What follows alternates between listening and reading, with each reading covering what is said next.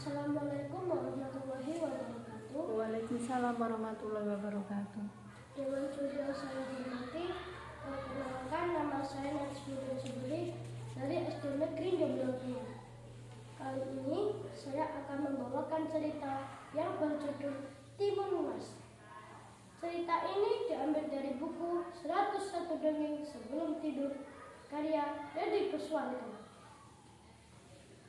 Pada zaman dahulu, di daerah Jawa Tengah, hiduplah seorang janda sebatang kara yang bernama Mbok Rondo. Suaminya sudah lama meninggal dan ia sangat menginginkan seorang anak untuk menemani hidupnya. Suatu hari, muncullah seorang raksasa. Dia mengetahui keinginan Mbok Rondo. "Hei Mbok, kamu ingin seorang anak?" tanya raksasa. Mbok Rondo menjawab dengan rasa takut. "Iya." Raksasa bertanya lagi. "Apakah kamu mau aku berikan seorang anak?" Mbok Rondo pun menjawab, "Tentu saja aku mau raksasa, karena aku sangat menginginkan seorang anak." "Baiklah kalau kamu mau, tapi ada syarat yang harus kamu penuhi." "Apa itu raksasa?" "Saat anak itu berusia 17 tahun, kamu harus menyerahkannya padaku. Apakah kamu sanggup?" "Sanggup raksasa." "Baiklah kalau kamu sanggup, tanamlah biji mentimun ini. Jika mentimun ini berbuah, kamu akan menemukan sesosok bayi di dalamnya." Didorong oleh keinginan untuk memiliki seorang anak, Mbok Rondo pun menyanggupi semua syarat dari raksasa. Perintah raksasa dilaksanakan dengan patuh. Ditanamnya biji mentimun itu dan dirawatnya dengan hati-hati.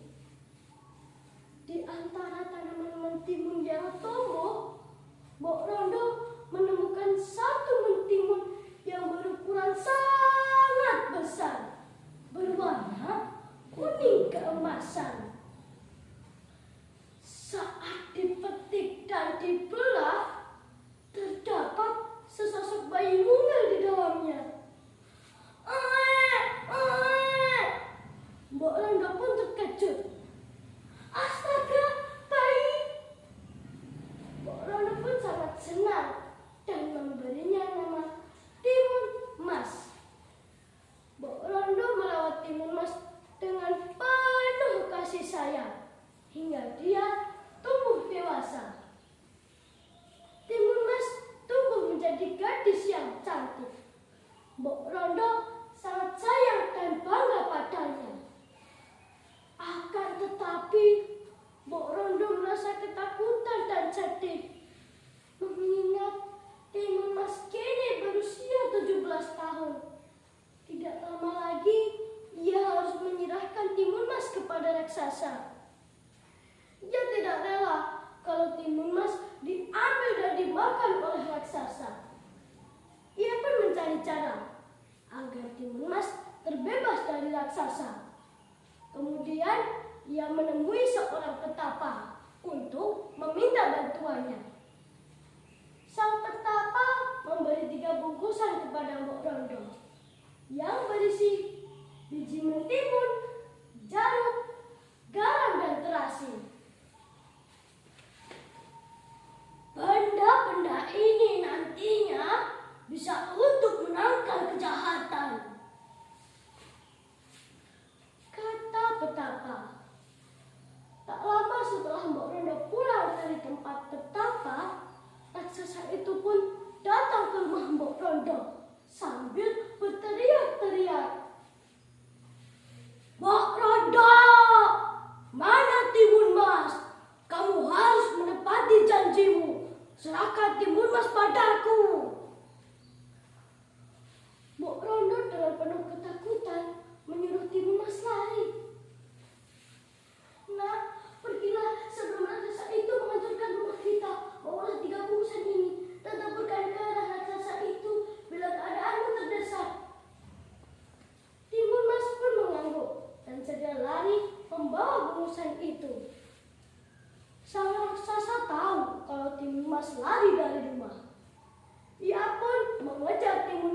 sambil berteriak, "Timun Mas, jangan lari kamu.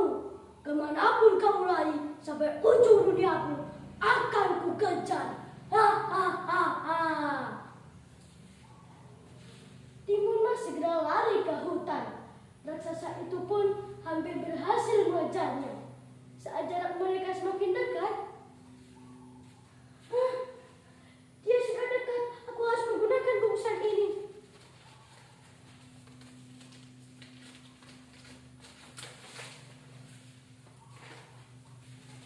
Timun Mas segera menaburkan biji mentimun. Dalam sekejap, terbentanglah kebun mentimun yang berbuah sangat banyak. "Apa ini? Kebun mentimun?" Raksasa berhenti dan terheran. Raksasa itu kemudian memakan mentimun itu hingga kekenyangan.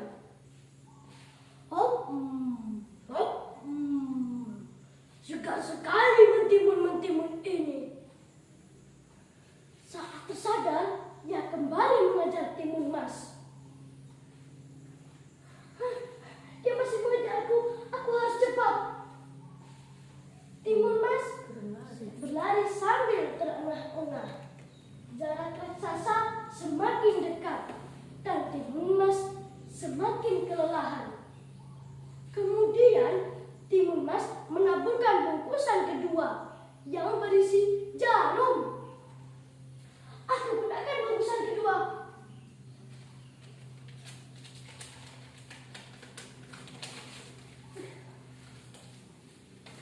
Dalam sekejap, tumbuh tanaman. tiba-tiba tanaman bambu tumbuh dengan lebatnya. Tanaman bambu itu menghambat langkah raksasa. Kakinya berdarah tertusuk bambu.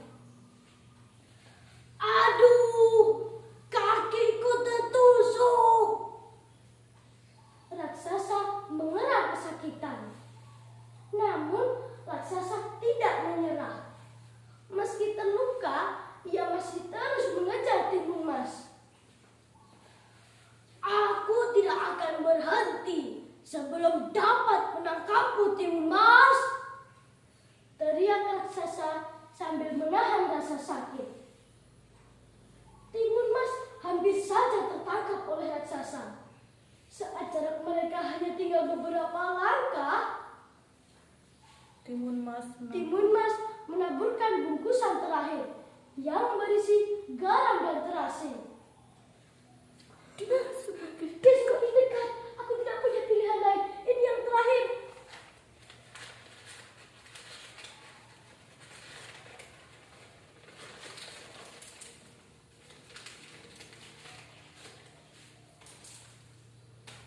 Seketika terbentanglah lautan yang sangat dalam dan luas. Tidak! Aku tidak bisa!" teriak raksasa. Raksasa itu tidak mampu melintas dan berakhir tenggelam ke dasar laut. Timun Mas berhasil selamat dari kejaran raksasa. Timun Mas kemudian kembali pulang dan hidup bahagia bersama Mbok Rondong. Sekian cerita dari saya. Terima kasih. Wassalamualaikum warahmatullahi wabarakatuh.